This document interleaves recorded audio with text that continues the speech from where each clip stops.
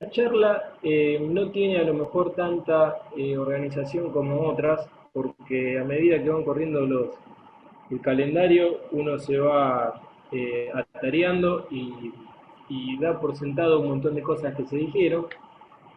Entonces, puede ser que algunos aspectos recurramos a mencionar cosas que hemos dicho anteriormente. El objetivo es repetir un poco esta modalidad que nosotros estamos convencidos que existe para la realización de proyectos de arquitectura, que es la realización de un desarrollo en donde cada proyecto es una experiencia singular y que, como ustedes están experimentando, tiene una complejidad incremental. Este ejercicio, a diferencia de todos los que han desarrollado hasta ahora, tiene una componente urbana muy grande que han desarrollado bien en una primera instancia, y ahora vamos a aproximar a lo arquitectónico. Y eso tiene que ver con esta imagen que básicamente muestra esta simultaneidad de variables a contemplar para tomar decisiones. Entonces, en esta lógica de una espiral ascendente o que avanza, esta charla va a tratar de incorporar aspectos relacionados al programa y los espacios que permiten o que de alguna manera contienen el desarrollo de esas funciones que nosotros denominamos programa, o que podemos de alguna manera considerar como espacios posibilitantes para que se desarrollen esas funciones.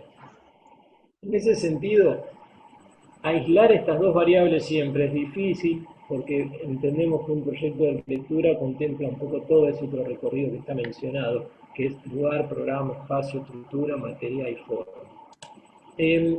Yo traté de organizar, aunque no sé si quedó tan claro, que hay dos aproximaciones, una más urbana y una más arquitectónica, con el tema programa y espacio. Entonces, algunas decisiones en torno a los programas, su ubicación estratégica, dentro de los grandes conjuntos, responden a criterios urbanos.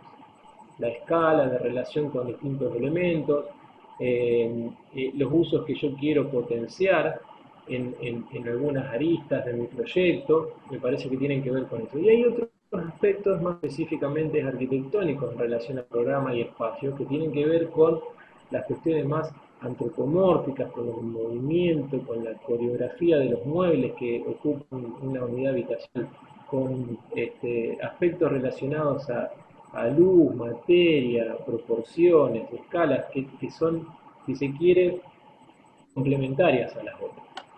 En ese sentido, reciclo un poco algunas de estas imágenes, nos interesa desde los aspectos urbanos, vamos por la mixtura de uso para garantizar la vitalidad durante todo el día de nuestro área de intervención. En ese sentido, entender que nuestros edificios tienen un porte, una escala bastante grande, y nosotros queremos mixturar usos, la vivienda, comercios, oficinas, lugares de esparcimiento comunes, individuales, para que la vida de la calle se nutra y se alimente, y de alguna manera los vecinos de ese barrio conformen el control y la calidad de vida de su entorno inmediato. En ese sentido, es muy importante la definición de los usos en el contacto con el suelo para garantizar frentes de vida en la calle. Entonces, desde esa imagen del trabajo de PFC de Mote y Sandós en el Céntrica, con mucha poética y con muchas relaciones establecidas de la gran escala, también un poco contaminarlo de lo que nosotros pensamos que es la vida sana de una calle. Los comercios, los bares, las expansiones, las apropiaciones de manera espontánea. Todo eso hay que tratar de habilitarlo para que suceda con nuestros proyectos de arquitectura. Después me puse un poco más específico con respecto a los números, un poco esto van a verificar que es parte de la rigurosidad que tratamos de darle a los ejercicios, y en esto también invito a preguntas y consultas. Yo hice este esquema que tiene que ver con la construcción de un programa. Claro, ¿cómo construimos ese programa? Nosotros hemos hecho un proceso de estudio de casos, en los cuales hemos tratado de detectar cuáles son los porcentajes de uso, pero empezar a entender de que esta construcción del programa tiene un grado de incertidumbre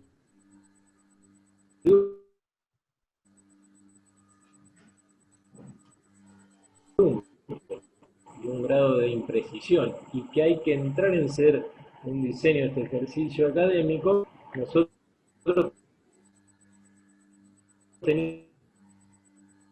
teníamos 30.000 metros cuadrados, el 100% de la superficie que tenemos que construir, y yo rápidamente asigné esto como una propuesta, el 70% destinado a las viviendas, que incluye también los espesores de los muros, la circulación, las escaleras, ascensores, sus áreas técnicas específicas, que son casi 21.000 metros cuadrados. Luego, 10% a un equipamiento complementario a los conjuntos, que son quincho, gimnasio, pileta.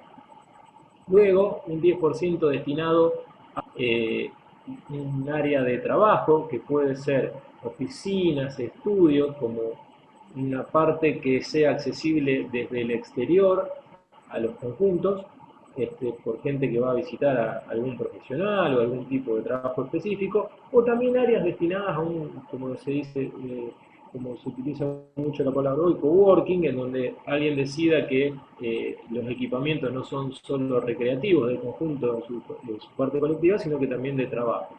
Y por último, comercios, áreas comerciales, chicas, medianas, grandes, lo más heterogénea posible para lograr esa situación de barrio que nos interesa recrear en ese lugar, otro 10%. Dejo por fuera el estacionamiento, que no lo cuantifiqué, pero hice unas cuentas que, como les dije, un poco con falta de tiempo no las puse, que tenían que ver con que aproximadamente tenemos que destinarle casi 5.000 metros cuadrados a estacionamiento. Tal vez pueda ser un poco menos, yo hice unas verificaciones y con un poco menos podría estar, después podemos en una charla un poco más informal repasar ese valor. Pero ¿por qué está en línea de punto y separado? Porque eso no incidiría en el factor de ocupación total, porque posiblemente sea un lugar que esté enterrado o semienterrado, por consiguiente, no siempre va a sumar dentro de eso. Y por último, en este gráfico un poco se muestra que las viviendas están repartidas de, en un 25% de un dormitorio o monoambientes o viviendas muy más acotadas y flexibles, entre 40 y 50 metros cuadrados, no son tan chicas, de 50% de los 21.000 metros serían de dos dormitorios y un 25% de tres dormitorios o más, que son viviendas de entre 70 metros cuadrados como entonces, esto un poco nos sirve como para visualizar las asignaciones de uso en general del conjunto. Después, algo que no está ahí escrito, pero que es muy importante, el vacío como estructurador de los conjuntos habitacionales. Y cuando hablo del vacío, hablo de los espacios abiertos, que un poco ahí yo hice estas tres siglas para que lo entendamos, que es el espacio abierto público, que es la vereda más un porcentaje que nosotros querramos asignar de nuestro terreno en función de una intención arquitectónica, considerando que estamos frente a un espacio abierto grande que va a ser el del sur. Luego, el espacio abierto privado del conjunto, de uso común, pero es privado, significa que es un lugar, un patio, una expansión de mis viviendas que todos cuidamos y mantenemos porque somos parte de ese gran consorcio, que a su vez tiene como esa especie de complementos en gris, porque hay áreas intermedias que pueden generarse para la apropiación de ese patio. Y por último, el espacio abierto privado individual, que yo lo puse a modo de síntesis, integrado al espacio abierto común con la intención de ampliar, pero no necesariamente tiene que estar ahí. Ese espacio abierto privado individual puede ser la terraza de un fragmento de una tira, puede ser grandes balcones, pueden ser patios en contacto con el suelo, pueden ser un patio intermedio de la tira, puede haber múltiples lugares estratégicos, pero es una parte que está individualizada y que prioriza el contacto con el suelo.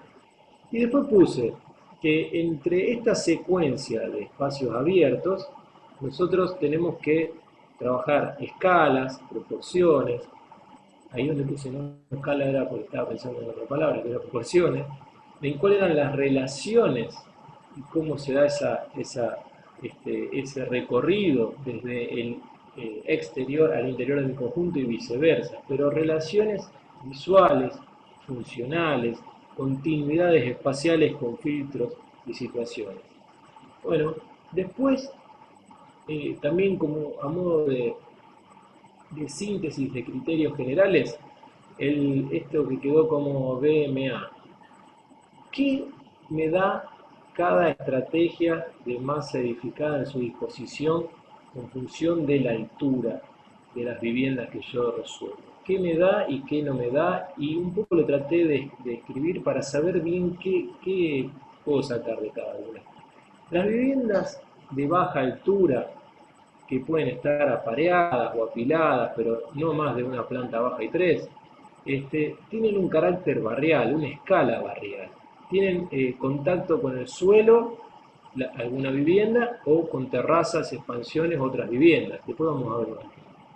Plantean buenas relaciones espaciales entre interior y exterior, dado de que se da una continuidad fluida desde lo peatonal, porque plantean unas buenas condiciones de... Habría que tratar de plantear una buena condición de asoleamiento y ventilación. Eh, Tiene una relación cercana con la calle, o sea que tiene que construirse el filtro con la calle, pero a su vez es positivo el hecho de que yo estoy muy próximo a la vereda y a lo que sucede ahí mismo con la vitalidad que se tiene.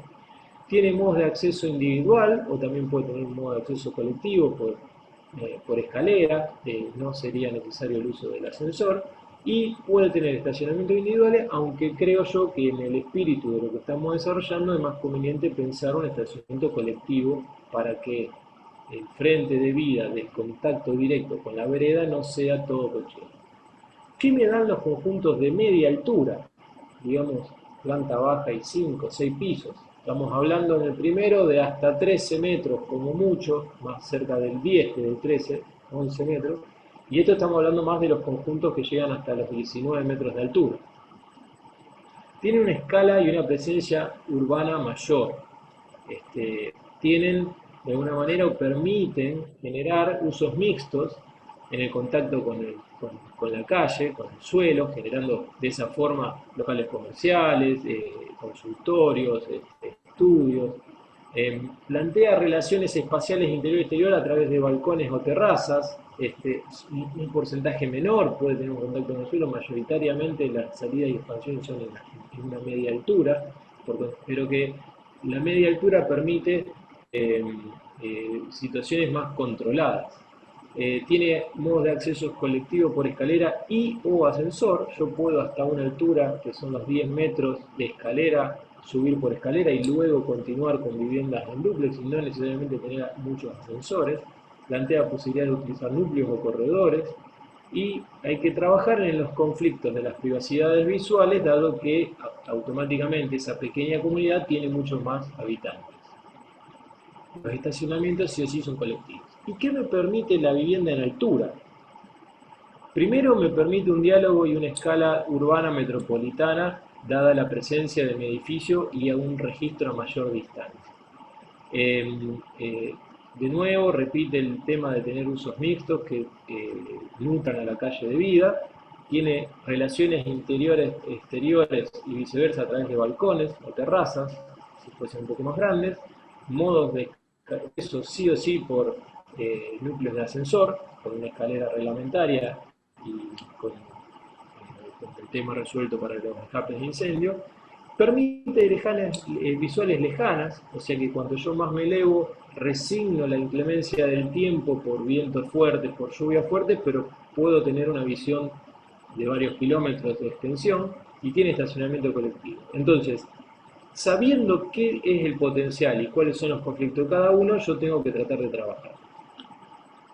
Eso mismo, un poco reciclando estos dibujos de Amasté, tiene que ver con el tema de los distintos modos de acceso a estos lugares. Por lo general, a medida que yo voy subiendo, van desapareciendo los corredores como posibilidad de acceso por considerarse una situación bastante difícil de manejar, privacidad y también cuestiones de clima si fuesen abiertos, y a medida que me voy acercando puedo tenerlos y de esa manera puedo tener las diversas posibilidades de modos de acceso. Bueno, este es un primer trabajo que puse, que como llegué muy tarde no pude poner los nombres.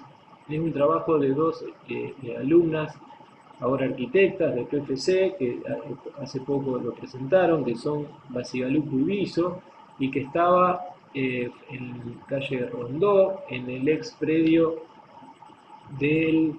¿Este era Subarosa o Tiro Federal? Me parece que es Subarosa, ex Subarosa.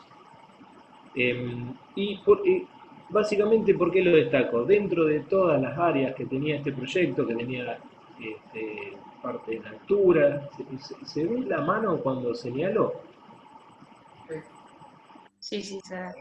Tenía una parte de edificios en altura, una parte de edificios de mediana altura que generaba enchapes con la construcción existente y una parte de tejido que trataba de un poco dialogar con la escala del barrio, que es un poco lo que se ve acá en esta calle de acá abajo, con varios de los temas que vengo mencionando que tienen que ver con la vida propuesta en el contacto con el suelo, sobre todo en esquinas y otras situaciones, y tiene un conjunto de planta baja y tres que me parece interesante por esta operación que ellos muy claramente grafican.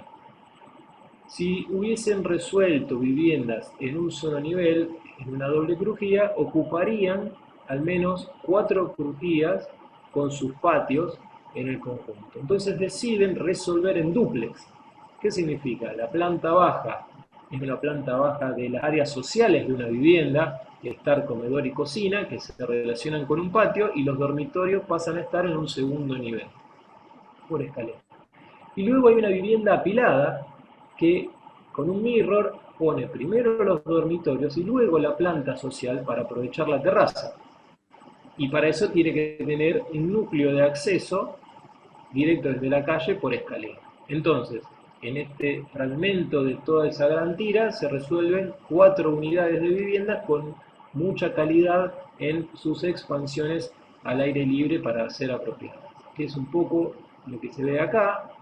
A ver, voy a tratar de hacer unas pequeñas anotaciones para ver esto. Fíjense, por acá se entra a ese pequeño hall, escalera abierta en contacto con la calle, y después cada vivienda tiene su propio acceso. Se construye un espesor de filtro en donde se deja la bicicleta, donde puede haber una especie de tamiz en el contacto, que es un poco lo que se ve acá abajo del conjunto. Luego están los accesos a las viviendas interiores, porque para hacer un uso eficiente de la manzana se genera un corredor, que es un poco el espíritu de lo que se muestra acá.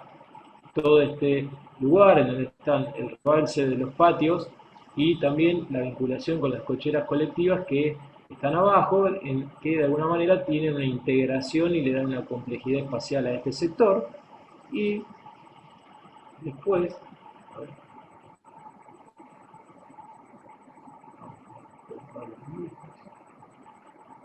este, después en el corte se ve con mucha claridad cómo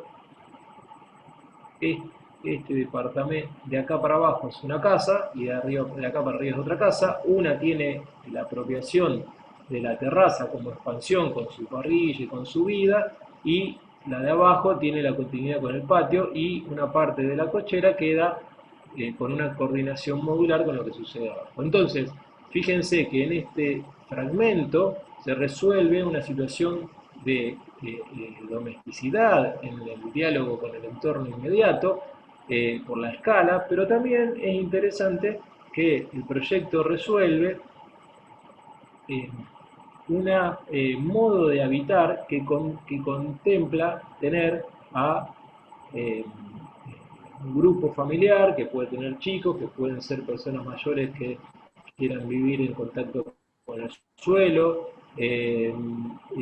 una franja de lo que nosotros entendemos que esa diversidad de grupos que pueden constituir la heterogeneidad de un conjunto está contenida en esta estrategia. A ver, este otro trabajo de Musuri Garcesevich era también un muy buen trabajo en el mismo lugar, y tiene una estrategia muy similar, también tiene el acceso por el exterior, tiene la dualidad de tener viviendas apareadas y apiladas en esa misma escala. La diferencia que tiene este trabajo, y por el cual el otro lo puse antes, es que fíjense que por una cuestión de minimizar la escalera de acceso común y solamente tener 2 niveles, pone la planta social en el primer nivel, no, en el segundo, y para ir a la terraza de expansión hay que subir a través de los dormitorios. Esto no era algo que de alguna manera, me parece que el otro era superador. Pero también tiene que ver un poco con las relaciones espaciales que se plantea, mostrarlo, cómo cambian el lenguaje general del edificio, después de eso vamos a hablar. Acá ya es de ventanas en un conjunto de macizo con perforaciones, el otro era más de una grilla, pero repite un poco esta lógica de apropiarse de lugares interiores con una escala súper controlable y generar esta vitalidad de barrio. Bueno, todo eso tiene resultantes en la realidad. Este pequeño fragmento de un conjunto de viviendas de Adamo Feigen, de alguna manera replica en otra escala estas cosas que estamos hablando. Una sucesión de viviendas con un máximo de flexibilidad que tiene la terraza como una gran expansión y en la planta baja la foto es muy linda, el espacio es agradable, pero en realidad es solamente estacionamiento, producto de la cuestión de la normativa, minimiza su pisada con el núcleo, todo un gran área de estacionamiento, y como todo el área de estacionamiento estaba ocupada, por eso hace el uso de la terraza. Pero me parece interesante ver cómo esto, de alguna manera, genera una gran transparencia importante en la relación interior-exterior. Luego después, cada uno de los conjuntos, fíjense que tiene una gran indefinición en la subdivisión interna. Si nosotros rápidamente vamos a decir un dormitorio, 2 dormitorios, 3 dormitorios. Bueno, acá lo que proponen los arquitectos es un doble departamento, uno para atrás y uno adelante, en el cual garantizan las áreas y núcleos duros, todos condensados, baños y una pequeña cocina, y luego cada uno subdivide a su criterio la espacialidad y ponen gran énfasis en la transición con este doble filtro, con un área verde que logran en esta terraza balcón con reflejo. Como entraba antes, después la terraza como una apropiación, sobre todo pensando en los trabajos que ustedes tienen una quinta fachada, mirando lo que sucede en las viviendas y en altura, la incorporación de estas cubiertas con uso me parece muy interesante. Acá un poco se ve algunos detalles constructivos que nos interesa que en alguna fase final ustedes propongan, sobre todo para cuando estamos hablando de la definición del lenguaje de sus edificios, como ese escalón que hay que subir para salir al balcón garantiza en su resolución que esto sea piel verde, porque la serie esta de mallas que tiene sobre el frente en algún momento se transformará en un edificio muy acomodado de lo climático, producto del verde y del fresco que genera. Este es el mismo visto desde atrás y cómo con los toldos se genera toda esta diversidad. Y ¿cuál es lo interesante de la estrategia proyectual? Establecer decisiones proyectuales con un grado de flexibilidad y adaptabilidad que dejen un lenguaje del edificio indefinido. Indefinido es porque va a ir variando en función del uso de los propietarios, todo abierto, todo cerrado, a media asta. Esto será como cada uno quiera ir conformándolo. El edificio tiene vida y movimiento. Con estrategias muy similares, este trabajo de Esteban y Tenenbaum también es unos pequeños PH donde tienen una planta baja, de nuevo asignada a uso de servicio con autos. No es lo más recomendable, pero en estas situaciones que estamos viendo no había muchas más opciones, pero sí lo importante es visualizar la estrategia de definir claramente la horizontalidad de cada uno de los pisos y luego conformar estos filtros con estas mallas que generan control solar con espacios intermedios importantes, grandes, más calibrados, que permiten una vida al aire libre en función del clima pertinente que tiene este lugar. Esto es Buenos Aires, podría ser nosotros, fíjense con el filtro y sin el filtro cuál es el potencial de relación interior-exterior de las expansiones de estos conjuntos a baja altura, en donde no tienen visuales lejanas, pero tienen el marco final de los árboles de las calles. Un poco más, cómo se puede vivir adentro y afuera, la continuidad. En estos departamentos está la búsqueda de poner un frente muy amplio y con frente, y no, como hemos visto en los otros, en donde se prioriza la crujía longitudinal y se garantiza el interior y el exterior. Bueno, este otro trabajo ya sube de escala, es un trabajo interesante, es un proyecto del estudio Monobloc. El estudio Monobloc esto es Mar del Plata, es el que gana el concurso para el Museo de Arte Moderno de Mar del Plata, que es este que está acá. Y luego, en el desarrollo de esto, le encargan un desarrollo, porque estas manzanas están liberadas actualmente, para hacer un conjunto habitacional que luego no se concreta, pero me llamó la atención y lo puse porque tiene mucha afinidad con alguna de las estrategias que ustedes están planteando de esto de las lógicas diagonales en el atravesamiento de la manzana y la conformación de viviendas en tiras de una mediana altura. A su vez hay una sucesión de patios, que esos patios tienen de alguna forma apertura y de esa manera se construyen esos filtros de acceso, porque no son espacio público, pero sí en algún lado tendrán que construir esos controles para la accesibilidad, aunque todos los núcleos se acceden desde la calle, esos patios son unos patios de función. De esta forma, en este desfasaje quiebre se potencia la diagonal y se resuelven de alguna manera las lógicas de la llegada del nodo. Estas son las plantas bajas que están asignadas totalmente a locales comerciales o más, no sé, gastronómicos de distintas formas que le den vida a todo este sector, que en principio se ven como grandes piezas, pero que según la configuración pueden ser subdivididos en más chicos. Esta es un poco la imagen del conjunto. De nuevo, la transparencia que se trata de lograr en planta baja en algunas situaciones, luego otros lugares de uso y la llegada de los núcleos. La escala del edificio es planta baja de 1, 2, 3, 4, 5. Esto es una escala intermedia que garantiza un poco la proporción de esos patios interiores. Acá un poco vemos los modos de acceso. Fíjense que se plantea accesos por corredor y es interesante porque esto minimiza la cantidad de núcleos, pero genera un conflicto porque estos pasillos pasan a ser una servidumbre de paso de departamentos. Pero claro, es una ciudad balnearia y muchos de estos departamentos pueden ser destinados a un uso alternativo durante el periodo de vacaciones. Entonces, hay algunas condiciones de la privacidad que pueden estar relativamente minimizadas. En ese sentido, ¿qué gana? Hay pocos núcleos, hay menos ascensores y menos escaleras, sin embargo cierran los circuitos claramente. ¿Dónde se ponen los núcleos? Los núcleos se ponen en los lugares en donde me generarían un conflicto en la resolución de una vivienda. Entonces el núcleo aparece acá porque si yo tuviese dos viviendas tocándose tendría problemas. Entonces los núcleos aparecen para tomar un aire de separación de un lado al otro. Fíjense que a su vez las circulaciones tienen como una perspectiva final, no hay nada que tape el final para lograr de esa forma claridad.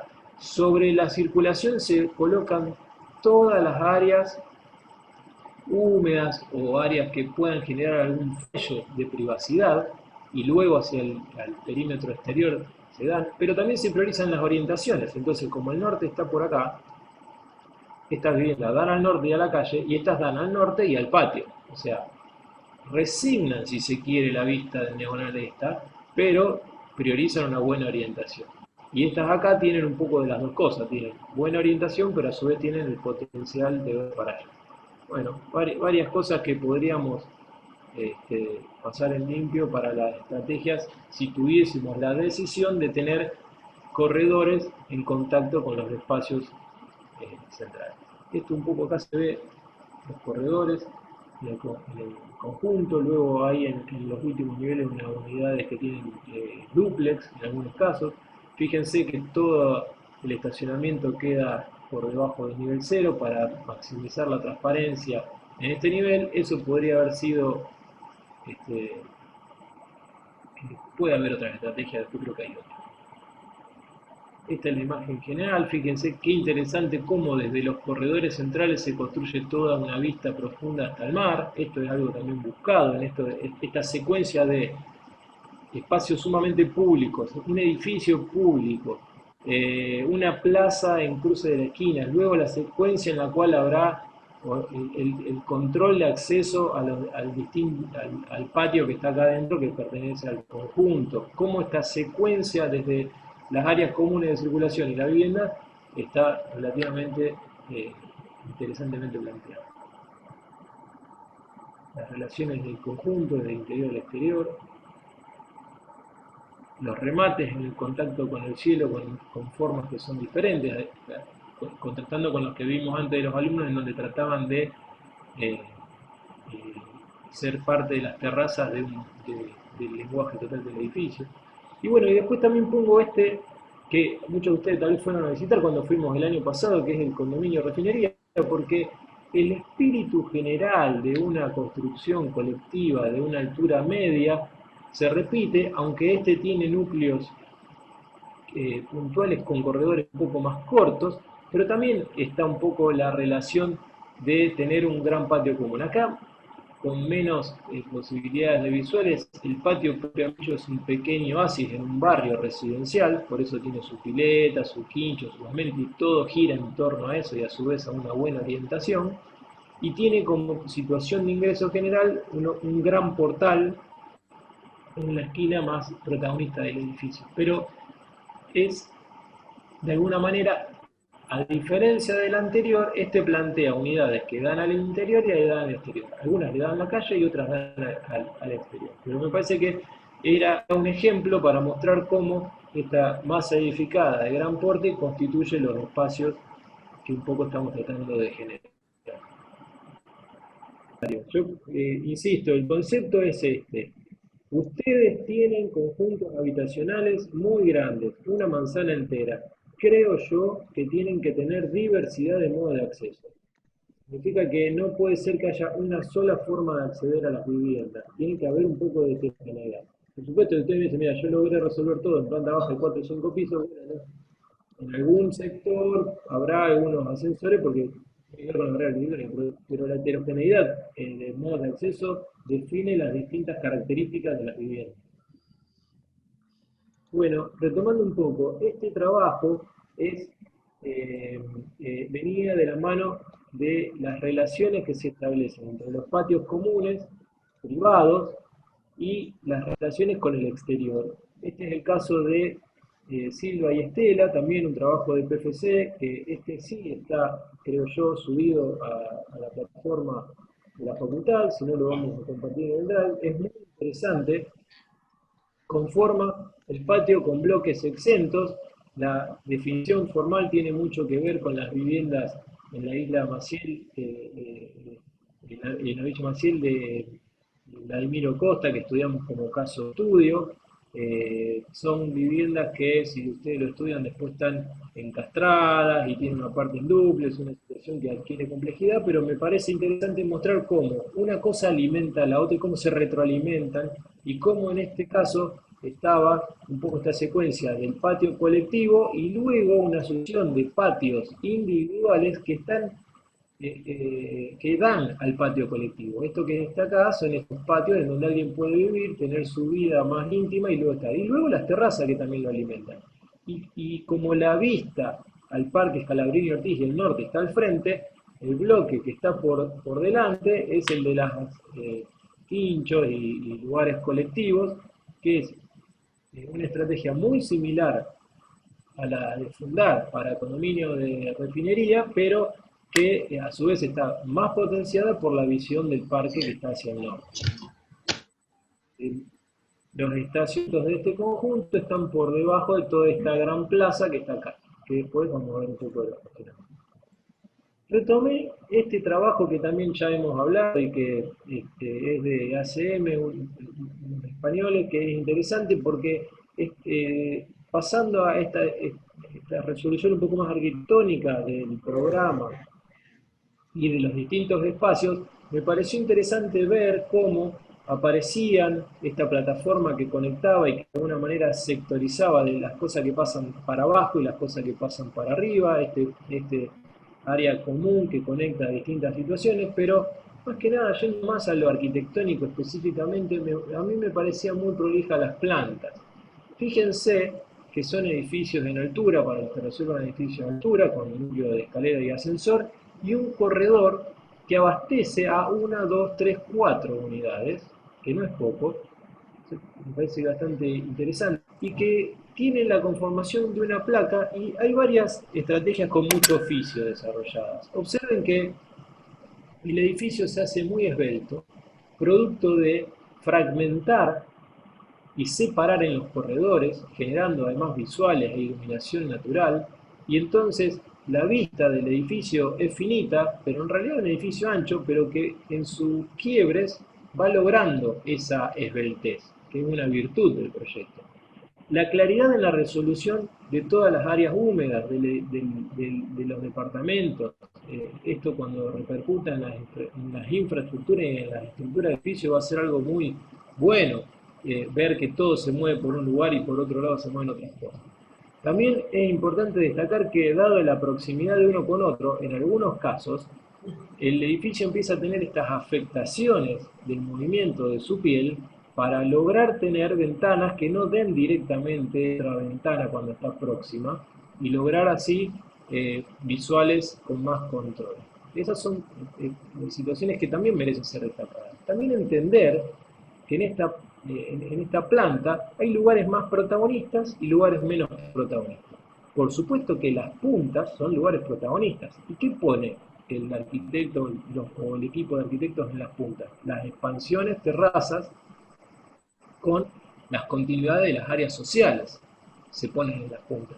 Luego, para lograr un lenguaje más de masa, tiene toda una piel que genera distintas áreas translúcidas o transparentes en ese sector, pero en realidad fíjense que estratégicamente las cosas están puestas. Y es interesante ver cómo prácticamente la misma planta, con pequeñas afectaciones, en esto que hablo yo de las aletas que se abren, genera dentro del sistema la diversidad.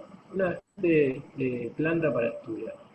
Bueno, otro que también estaba en los casos y que tiene de nuevo que ver con esta lógica de tener algo valioso por delante, acá el edificio El Panedile de Mario Roberto Álvarez, frente a los bosques de Palermo, Rosedal, todas estas áreas tan lindas que tiene Buenos Aires por acá, y que en realidad toma esta decisión. Fíjense el dibujo, la claridad, acá está el Rosedal, acá tengo una manzana que le falta un diente, entonces yo hago un enchape y pongo la torre, y la torre me permite subir en altura, y las otras dos me generan la costura de la calle rota, le pone acá. La calle rota tiene el edificio que genera la costura, y cómo son las visuales y cómo construye todo el perímetro. Me parece que estos dibujos de gestación y explicación del proyecto son brillantes. Bueno, Mario Roberto Álvarez era así, pero fíjense, el lenguaje del edificio, dado de que las visuales están hacia adelante, apuesta por la horizontalidad. ¿Por qué? Porque además de todo un espíritu y una subjetividad del arquitecto con un lenguaje moderno, y de que la horizontalidad tenía un protagonismo como parte de esa estética, acá la horizontalidad es funcional. La horizontalidad me permite ver el río, me permite ver los árboles, me permite ver con claridad en el horizonte. Yo hubiese trabajado acá un lenguaje de una grilla o una trama, dadas las características de un edificio que trata de ver hacia el parque que está adelante, y hubiese sido incoherente. Entonces, es una enseñanza. Y después hay un oficio proyectual muy grande para que eso suceda. En las cuestiones cromáticas, en las cuestiones de la definición de la transparencia de Barán, un montón de especificidades arquitectónicas. Miren, lo ideal del proyecto durante muchos años, y esto es algo que debatimos mucho sobre el control de los espacios públicos y cómo la sociedad nos lo va cambiando. Fíjense que el proyecto proponía que la vereda entraba a través de este basamento que subía unos escalones, y era una gran plaza pública donde estaba la gran torre atrás y los dos edificios como en Chape, ¿no? Uno venía por esta vereda, se ve acá abajo, y miren lo que era, un poco lo que hablamos con el ejemplo de Ciros, pero con una escala y una proporción muy diferente. Pero miren lo que le pasó con la realidad. Esto es una foto sacada hace unos años. El consorcio decidió poner una garita de control con unas rejas y unas plantas, y se terminó el acceso público a todo el mundo. Esto no sucede, sucede en nuestra sociedad. Entonces, que no nos arruinen los proyectos. Estemos atentos a tratar de construir estos filtros. Cambien la esencia de nuestros proyectos. Esta es una dificultad que tenemos que trabajar. Bueno, Seba, fíjense también. no, Sí, no, Marcelo. una anécdota. O sea que Mario Roberto Álvarez tiene un edificio, uno de los primeros de él, muy bueno, en calle Posadas, ahí en Recoleta. Lo ubicás, el edificio, el que tiene un remate muy particular arriba, ¿no? El tipo vivía ahí. Entonces un día, justo estaba pasando ahí, me puse a charlar con el portero y había muerto hace poco Mario Roberto Álvarez, ¿no? Entonces yo vi una reja, pero era una cosa que no tenía nada que ver con el edificio. Le pregunto al portero, esta reja, ¿de cuándo es? No, no, la verdad que venían los pibes acá y hacían un enchastre, era un desastre. Pero el arquitecto no nos dejaba, tuvimos que esperar a que se muriera para que el consorcio pusiera la famosa reja y se pudieran sentar en el borde. Pero es tema de que, bueno, cambian un poco los hábitos, pero le cambió, o sea, eso no estaba previsto dentro de Mario Roberto Álvarez. Se murió en el edificio ese donde él vivía y, bueno, ahí le metieron una... Era espantoso, no tenía nada que ver con el edificio tampoco, ¿no? Pero bueno, pero son temas Bueno, que hay que tener en tenemos cuenta ahora. sí, tal cual. Cuando mostramos la imagen del malabarista, el arquitecto que nosotros queremos formar es un arquitecto atento a leer la sociedad en donde va a intervenir y que lea qué puede dar. Apostemos por la generosidad, por la transparencia, por las visuales, pero entendamos que no podemos, que hay cosas que se nos escapan de control. Entonces tenemos que saber arquitectónicamente responder a esta situación. Bueno, acá eh, llegamos un poco a lo más arquitectónico. ¿Y por qué pongo la tapa del Neufer y una página? Si empezamos a hablar de las relaciones de programa y espacio, hay una variable que es la antropomórfica, nuestras dimensiones, nuestras medidas, nuestro tamaño, nuestras posibilidades, nuestros anchos, nuestros altos, el lugar de nuestros muebles. Y Neufer, la verdad que ha hecho un gran catálogo con un montón de datos sobre eso y me parece destacable. Por supuesto que también antes creo que, a ver, no la puse, pero estaba el modulor, como otra lógica también, alguien puede remitirse a algún otro trabajo de otro arquitecto reconocido sobre esto, pero es un dato importante que nosotros tenemos que manejar. Que cuando nosotros resolvemos, y por eso un poco lo pongo acá, estos dibujos que hicimos ya hace unos años para explicar este problema, cuando nosotros diseñamos un dormitorio, y es uno de los elementos constitutivos de esos Lego que conforman nuestro programa, tiene que tener una medida mínima de 3x3 y tiene que tener un placar. Y tiene que tener al menos dos configuraciones de cama. Eso es un poco así de base. Yo entiendo que después viene esto. Después viene esto. Este es un proyecto de Ábalos Guerreros de los años 90, muy conceptual, en el cual ilustran también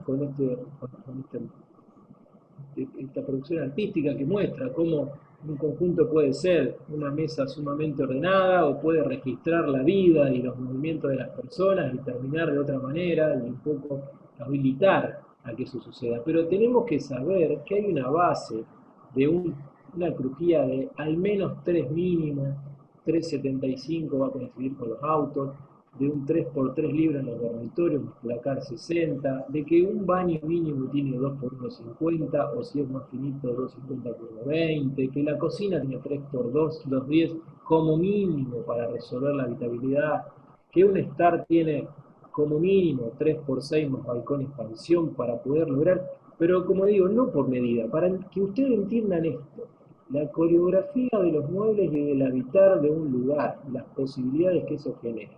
Me parece que esta parte y esta escala de la problemática están en la configuración de las células, con esta libertad. Y por último, no, hay más ideas, no se asusten, quedan algunas más, tenemos un rato más. Pero hablar de este tema, que es la flexibilidad y la adaptabilidad. El traje a medida versus la prenda polivalente como estrategia para grandes conjuntos habitacionales. Hablamos de la imprecisión de un programa, de, de proyectos que se hacen durante muchos años. Construir más de 30.000 metros cuadrados lleva muchos años con estos procesos constructivos y con nuestras lógicas. Nosotros tenemos que aprender qué son las estrategias para encarar la fluctuación de un programa. ¿Qué es la fluctuación de un programa? Que de repente tenga que tener más unidades grandes y menos chicas, que de repente tenga que tener más de dos y menos de uno. Entonces, si yo construyo un traje a medida con un programa exacto en una fecha y luego pasa el tiempo y eso no lo puedo usar más, estoy en un problema. Entonces tengo que aprender a construirme estrategias para poder transformar a mi poncho en vestido o en remera. Yo tengo que aprender a ver cómo yo logro esas situaciones. En ese sentido, no quiere decir que uno está bien y que otro está mal. Se generan distintas cosas. Y yo tengo que saber a qué estoy jugando. Yo acá puse un ejemplo que es un proyecto muy emblemático de fines de los 80, principios de los 90 de Stephen Hall, que son acá en un complejo donde hay dos edificios muy famosos también de Rencolas. Este que está acá, que es este Peine, tenía como virtud, y en sus relatos decía Stephen Hall, que todas las viviendas son distintas. Claro, eran, no recuerdo si 30 viviendas, y que eso había generado una pequeña comunidad en donde todos los habitantes se reunían para contarse qué diferente era cada una de las viviendas del otro, y que había motivado la conformación de una comunidad integrada. Pero claro, bueno, 25 o 30 viviendas pueden ser distintas. Y Stephen Hall, que es un gran arquitecto, lo había resuelto con partes móviles, que está un poco mostrado acá abajo, en donde había variaciones en la configuración del espacio y con una estrategia en Paint en donde permitía un corredor y unas conexiones en donde la fluctuación de ese tipo de viviendas se da. Claro, si yo tengo que hacer 250 viviendas, las que creo que tenemos que hacer nosotros, ya no puedo hacer 250 prototipos. No puedo construir un traje a medida a esa escala, aunque haya calidad de viviendas de estas características. Algo parecido pasa con este proyecto de Big, Claude y JS, el BM. El BM pasa algo similar. Yo, si me pongo a ver la cantidad de prototipos y la diversidad, yo lo veo como un valor, sí, porque parecería ser que contengo a un estrato amplísimo de modos de habitar. Pero tengo que ponerme en el rol del proyectista, en la sociedad que estoy, en cómo yo logro esa heterogeneidad. ¿Sí? Haciendo 25.000 formas diferentes dentro de un conjunto, o si trato de resolverlo de una forma en la cual eso pueda ser absorbido con mayor flexibilidad. Claro, todas estas viviendas son distintas porque cambian la altura, son distintas porque cambian la fiebre. Por supuesto que es súper pertinente todas estas elaboraciones, pero esto tal vez sea posible en Dinamarca. Acá, no sé. Yo creo que esta es una posibilidad intermedia.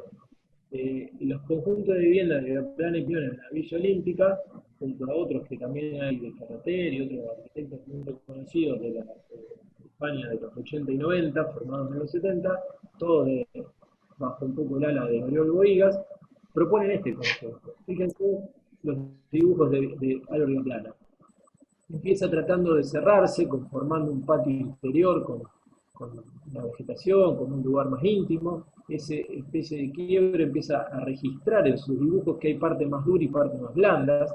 El mar está para la parte más blanda, aunque se ve intercalado, pero se ve en el Mediterráneo, y para la avenida toda la parte más cerrada. Acá se ve un poco el contraste. El plano horadado con ventanas de un lado y la horizontalidad y los pequeños balcones y otras ventanas más corridas en horizontal hacia el otro lado. Un contraste interior-exterior muy fuerte. Pero creo que un poco lo que más quería mostrar es esta planta, que puede tener múltiples lecturas. Fíjense que hay núcleos puntuales de acceso, o sea que accedo a una vivienda o a dos viviendas. Cada núcleo de escalera y ascensor me abastece a dos viviendas por nivel, y tampoco son tantos niveles, o sea que son viviendas más exclusivas.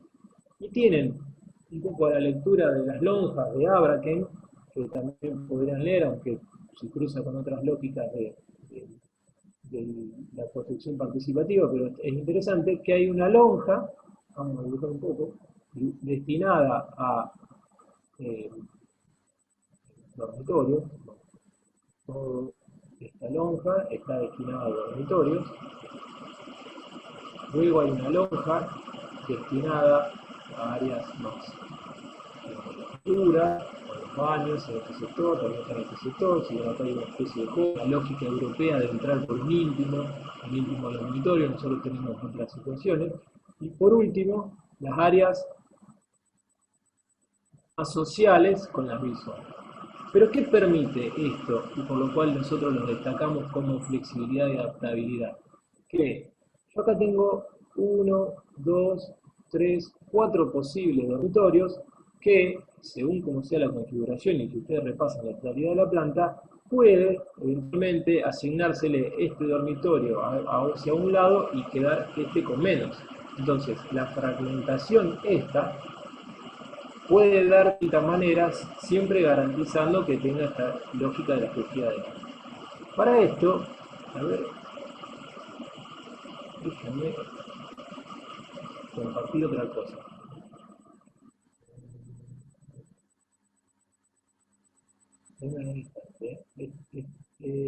Estoy compartiendo todavía la pantalla, Gaby. No. No.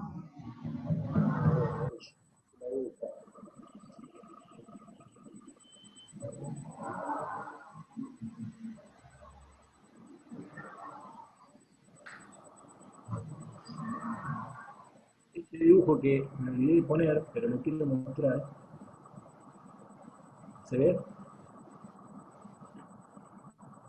Sí. ¿Ya se ve? Bueno, miren. Acá, esta es la estrategia que les acabo de mostrar. La de 4, vamos a definir en 4 crujías.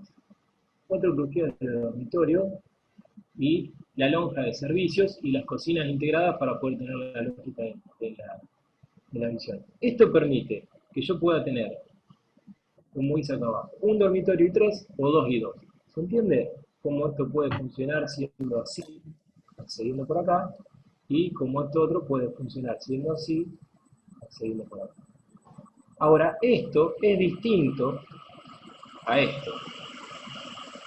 Y las dos tienen distintas explicaciones, las dos serían útiles. Este prioriza, como les dibujé acá, las vistas hacia un lugar desde el área social y me genera una relación más íntima, o porque da a un lugar más doméstico, o porque da a otra orientación que espeja con otro tira. Entonces, ¿qué significa el distinto? El distinto significa que tengo un frente y tengo un contrafrente, que registro distintas cosas. Esta conformación similar en los mismos metros cuadrados, con 4 crujías, 4 dormitorios en esta configuración, me permite una relación adelante y de atrás más interesante o diferente.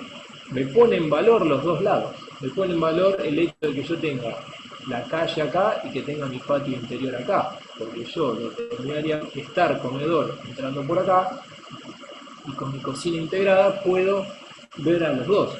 Y si tuviese que hacer como lo expliqué antes, la ropa polivalente y decir, che, este fragmento de mi conjunto me sirve para cambiar los porcentajes de esta manera. 3 dormitorios, porque conecto un poco más por acá, y un dormitorio. O 2 dormitorios y 2 dormitorios. Esto que está acá. 3 y 1, 2 y 2, o 1 y 3. ¿Se entienden estos conceptos en la configuración de una planta arquitectónica para la resolución de un proyecto de estas características de gran escala con 30.000 metros cuadrados? Seba, un tema que es importante en todo esto es cuando uno hace este tipo de operaciones que son buenísimas para adaptabilidad y flexibilidad, es no dejar descompensada y, por ejemplo, que aparezca una unidad de un dormitorio con la misma zona de estar y cocina que la de 3 dormitorios, ¿no?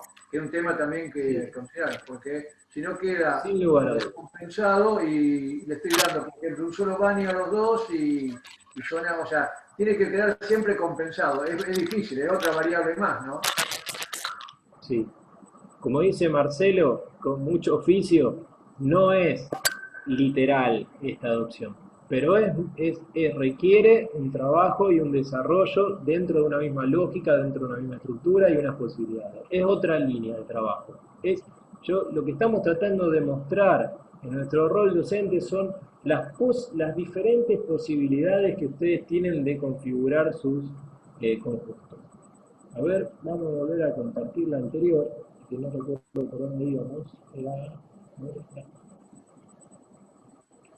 esta. Pero ¿Por qué? Para no seguir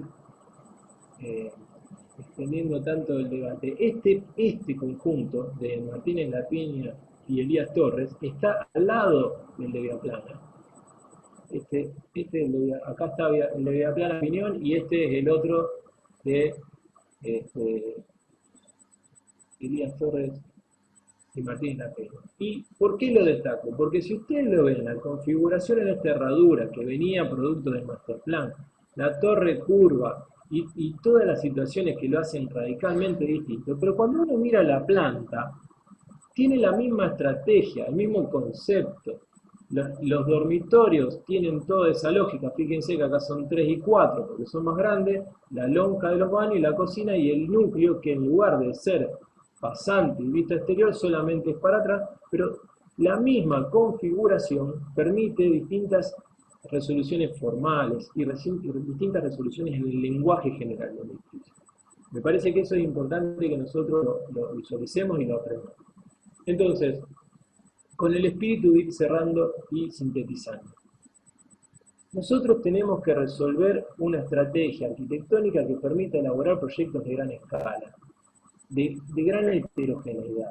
Ustedes van a contener tiras, contacto más barrial y torres. Entonces, dentro de esas posibilidades, no perder de vista que el lenguaje general de su edificio tiene que tener un carácter holístico, tiene que ser una unidad, tiene que tener una lectura. Entonces, acá vemos la lógica de la masa perforada, en la cual el patrón geométrico de un cuadrado utilizado de distintas dimensiones, como el conjunto de Baigorria de Boat, Gaby Colaborador, tienen una lógica que es pertinente. La horizontalidad de Mario Roberto Álvarez tiene una lógica pertinente, por la cual hace esto sea un conjunto. Este proyecto, que no recuerdo el autor, también en una mezcla de horizontalidad con llenos y vacíos dentro de esa lógica, resuelve distintas aperturas de la mampostería, pero con una lógica y un lenguaje. Seguí googleando de manera, buceando en internet situaciones de grilla. ¿Qué permite la grilla o la trama? La grilla o la trama permite contener diferencias dentro de un mismo patrón. Entonces, desde el más homogéneo hasta el que engloba intercaladamente las doble o medio o uno, o hasta el que genera llenos y vacíos, o hasta el que se defleca en el recorte con el cielo, todos quedan dentro de un patrón geométrico que ayuda a absorber la heterogeneidad. Lo repito, ¿es una solución única? No, es una posible estrategia para el problema que van a enfrentar. Bueno, antes de que se nos termine otro Zoom, quiero solamente hablar un poquitito del tema autos. Y el tema autos, estas imágenes son de las más crueles de lo que puede ser el estacionamiento. Algo de eso vimos la otra vez. Puede ser un lugar sumamente homogéneo, repetido, oscuro, con luz artificial, puramente de servicio, o puede ir adquiriendo cierta calidad. Entonces, nosotros de los estacionamientos tenemos que tener un conocimiento básico. Acá de nuevo recurro a algunas lógicas de Neufeld y alguna planta de algún otro proyecto que he sacado, en donde hay unos parámetros que todos tenemos que saber, que es el 5-6-5. 5 autos, 6 de calle, 5. Eso lo tenemos que saber con la menor cantidad de columnas para que interfiera en nuestro movimiento. Y que la planta de cochera se hace más eficiente cuando la calle abastece a ambos lados. Entonces, una calle de 6 metros con auto a ambos lados es más eficiente. Esta tal vez es la planta de cochera más eficiente que se puede hacer, en la cual tengo una calle, auto a ambos lados, calle, termino con auto, coloco rampa y conozco equidistante. Entonces, esto lo tengo que saber, porque si no es muy difícil que tome decisiones de otra escala. También este proyecto, discúlpenme, tampoco recuerdo el autor porque tuve poco tiempo para trabajar, es un estacionamiento en el medio de un conjunto habitacional en un país europeo que me interesa porque está en el centro de un anillo, independientemente de la lógica arquitectónica del anillo, que trata de desaparecer enterrándose en la continuidad de los verdes y resuelve de alguna forma un espacio público para el conjunto y la parte específicamente de los autos de todo el conjunto. Y en el movimiento de la rampa de una cochera que tiene el piso inclinado, que tiene una dificultad, pero minimiza, si es muy suave, uno puede ir dejando todos los autos inclinados levemente, genera toda una topografía artificial que le da cierto valor a todo el conjunto. Me parece que es algo que nosotros debemos tener como una posibilidad.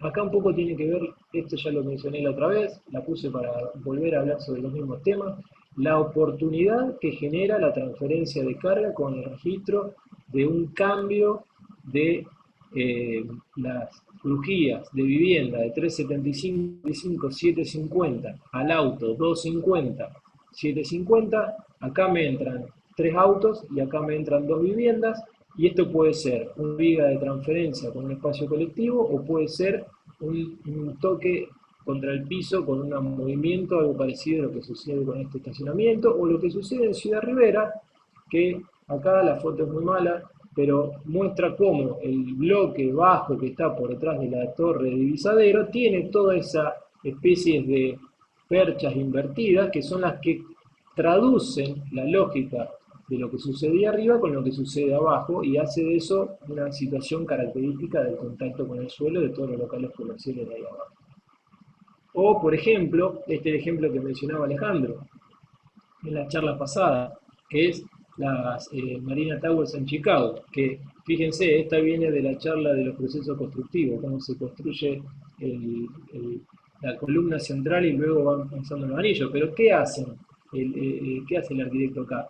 Hasta un nivel en el cual marca claramente, define que están todos los autos. En la cultura norteamericana todos los autos quedan a la vista y luego siguen todos los departamentos hacia arriba. Eso se ve así, la exposición de todos los autos y luego todas las terrazas que cada uno va tuneando en función de lo que necesita o quiere hacer. Pero hay un patrón geométrico en donde parecería ser que el auto, con la doble rampa invertida que genera la entrada a todos los lugares, casi que está por sobre la lógica propia de la vivienda, en el cual toda esta situación radial queda un poco forzada. Sin embargo, el carácter icónico del edificio, dada su protagonismo en la ciudad, es fundamental.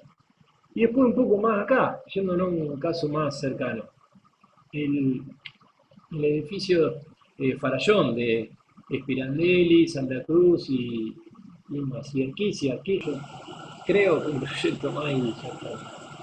Pero para retomar un poco lo que estábamos hablando sobre cómo interfiere en las lógicas de modulación las variables que tienen que ver con el auto y cómo tiene que ver con las viviendas, también me gusta sumar el edificio Farallón, surgió un poco de la charla de los otros días de manera más informal, porque hay una variable que tiene que ver con la estrategia de la implantación en el lugar. Entonces, ¿qué sucedía?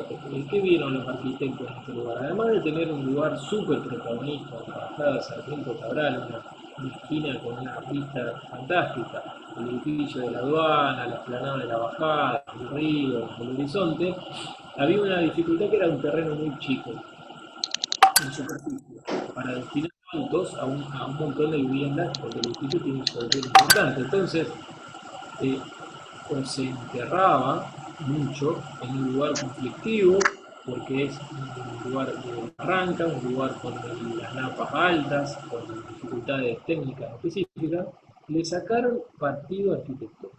Ese es el gran aprendizaje.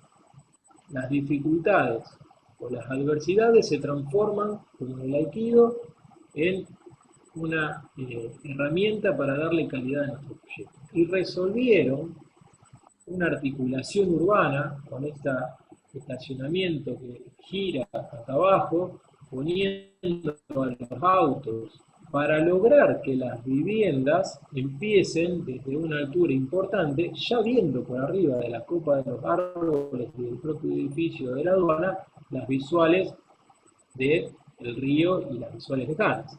Entonces, este primer fuelle específico y funcional permitió darle mayor calidad a las viviendas, a su vez tienen una elaboración formal y arquitectónica y no es un ámbito de instrumento, sino que tienen una plasticidad muy interesante y engancha con una parte que viene a atar la altura de los edificios que venían. Esta foto es un poco más vieja, ahora se hizo un edificio en este lugar, pero bueno, esta es la altura que permitía la articulación urbana de los perfiles de ciudad para luego despegar el edificio propiamente dicho. Un poco acá, en la imagen, se veía cómo actuaba esa articulación.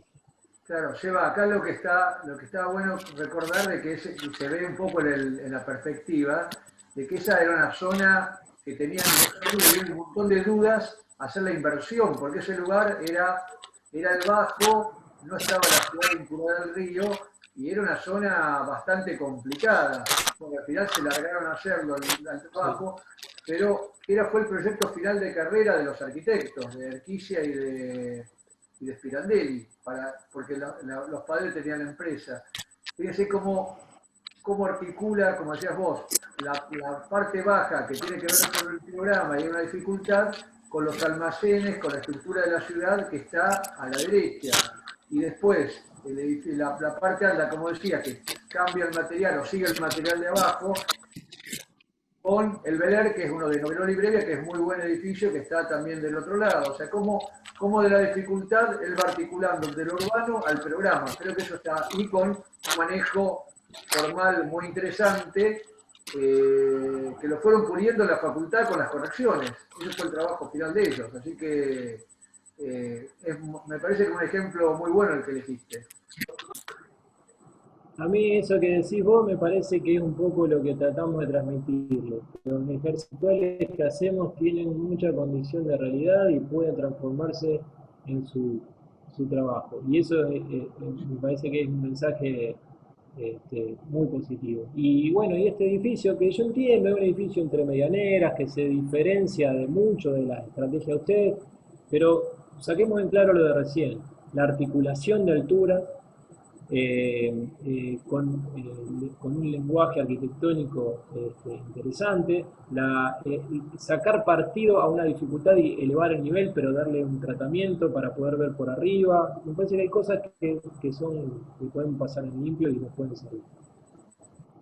Bueno, este es el último trabajo, les prometo, se hizo un poco largo. Este es un concurso que hicimos en el estudio para cuando se celebró la BIAU, hace ya 5 o 6 años atrás, en la zona noroeste de la ciudad, en un barrio de tejidos de casas todas de planta baja y un piso, como se ven acá, gente toda muy fanática de Central, como Marcelo, que había pintado todo este playón, que era un terreno que disponía la Municipalidad de Rosario, en el cual había construido un playón polideportivo en el medio de una manzana. Yo entiendo las problemáticas, como les dije antes, son muy diferentes a las que están haciendo, pero lo quiero mostrar porque tiene un tejido de viviendas de una mediana altura y tiene un par de decisiones y unas elaboraciones arquitectónicas que creo que pueden ser útiles para este momento del ejercicio. Entonces, ¿qué leímos nosotros en este lugar? La escala del entorno, la necesidad de resolver, si mal no recuerdo, unas 20 o 25 viviendas que pedían mantener un lugar de uso colectivo del barrio y un lugar colectivo de las 25 viviendas. También pedían ser sumamente rigurosos del reglamento de edificación de la ciudad para ese lugar. Entonces, estas son algunas de las exploraciones, dibujos de gestación de proyectos que nosotros realizamos, de probar tramas, de probar... No, pero... 32. Eso está claro. Favor de 32. Pensé que era una pregunta, pero me parece que alguien tiene el micrófono abierto. Me lo apagué, sí. Bueno. Ojo que son problemáticos los videos en esta época, Sí. Bueno, retomemos. ¿Por qué lo muestro? Porque parecen dibujos muy en abstracto de exploraciones que, fíjense, hay exploraciones volumétricas, hay exploraciones con precisión de medidas, cuentas, colores para ya marcar qué es dormitorio, qué no es dormitorio, qué es estar. Esto que se pone muchas veces para mostrar un proceso, tiene todos los elementos que venimos mencionando durante el desarrollo del trabajo. Entonces, ¿cuál era la dificultad principal de este trabajo? Este trabajo presentaba la dificultad de pedir espacios abiertos y de uso colectivo y de interacción con el barrio, pero cuando uno hacía todos los metros cuadrados que tenía que resolver, ocupaba toda la pisada prácticamente del terreno. Entonces, en el esquema anterior lo que tratábamos nosotros es de conformar una trama para que haya una sucesión de patios y que eso sea una pisada con transparencia. Bueno, este dibujo, hecho un poco también para clarificar las ideas que uno tiene, muestra un poco eso. El registro fragmentado del entorno, la voluntad de meter una estabilidad del barrio y en el corte entender de que lo que uno tenía que hacer acá iba ahí arriba. Y eso que iba ahí arriba dejaba todo este lugar abajo para la continuidad visual y espacial, que la pieza que se colocaba trataba de utilizar algunos de los elementos de la paleta de opciones que había en el barrio y que también iba hasta la altura máxima permitida en el lugar, que era, si mal no recuerdo, no sé, 11 metros. Y bueno, un poco acá ya más con precisión, tratando de contar esas cosas que estaban más livianamente mostradas. Es decir, para no pasarme de la altura máxima y resolver las viviendas que tenía que resolver, nos obligaba a enterrarnos un poco. Esto, que no era de lo más favorable como lógica general, y que por lo general podría haber sido la cubierta de un estacionamiento, nosotros tratamos de integrarlo. Tratamos de que el auto que llegaba hasta el final tuviese en el medio toda una secuencia de patios y rebalses y expansiones del conjunto. Acá abajo, más clarito, estaba puesto el zoom del conjunto que interactuaba con el barrio, las relaciones, y esto generaba toda una situación de iluminación y ventilación bastante favorable, dado que el norte estaba atrás y el frente era sur. Entonces, la doble tira de viviendas con los núcleos que lo conectaban mejoraba la condición de iluminación desde el norte. ¿Por qué no ganamos? Sacamos un premio, pero no ganamos. Bueno, la resolución era buena para nosotros, pero bueno, lo que tuvimos que hacer era que había 4 núcleos para acceder a estas viviendas para evitar el corredor. O sea, cada uno de estos núcleos, que no tenían ascensor, pero sí escalera, abastecía a 2 viviendas de un lado y 2 viviendas del otro lado. O sea que cada escalera y puente abastecía a 4 viviendas por nivel. A veces eran más chiquitas y a veces eran más grandes, entonces a veces abastecía 4, a veces abastecía 2, pero ¿qué pasa? Claro, este espacio central atravesado por 4 puentes quedó un poco fragmentado. Y esa fue un poco la crítica que nosotros mismos nos hicimos. Pero bueno, la planta baja tenía interconectados una vereda ampliada, todo un lugar para uso recreativo de los chicos y al final la cochera para lograr la visión profunda del lote como estaba en el proyecto original, en el lugar antes de intervenir.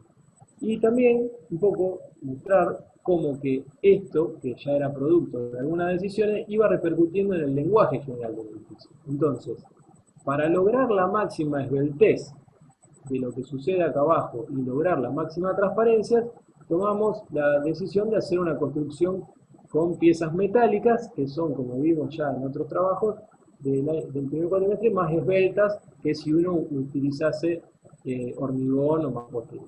Y a su vez, eso ponía todo en una sintonía de construcción en seco y construcción mixta entre premoldeado y metálico. Por supuesto que ya habíamos hecho el proyecto del Colegio de Arquitectos y estábamos muy entusiasmados, entonces tratamos de que todos los filtros sean metálicos y se logre la mayor transparencia y que el sol desde atrás del norte venga. Un poco estas las imágenes espaciales que uno piensa y estas las verificaciones que hace. Estas dos cosas van en paralelo. Alguien se siente y lo piensa así, yo me pongo a dibujar así y después, en paralelo, alguien va complementando con las imágenes y verifica que lo que uno se imagina más o menos pasa parecido. O esto, secuencia de los espacios desde el exterior al interior. Cómo es la calle, cómo es el bajo cubierto y el zoom, cómo es estar en el zoom. Y después con un poco más de precisión, si hay que lograr que estas estos patios y estos puentes y estas escaleras tengan transparencia por la orientación y para que sean menos invasivos, pensar en todas unas mallas metálicas lo más transparente posible para lograr ventilación y asoleamiento, ¿no? Acá un poco el despiece, que parece pertinente dada la adopción técnico-constructiva adoptada, y la imagen un poco desde el conjunto, desde abajo de los autos, la apropiación de este lugar, el pensar que esto se va a transformar en un espíritu verde, la atmósfera que adquiere este lugar en relación a las decisiones previas arquitectónicas, ¿no?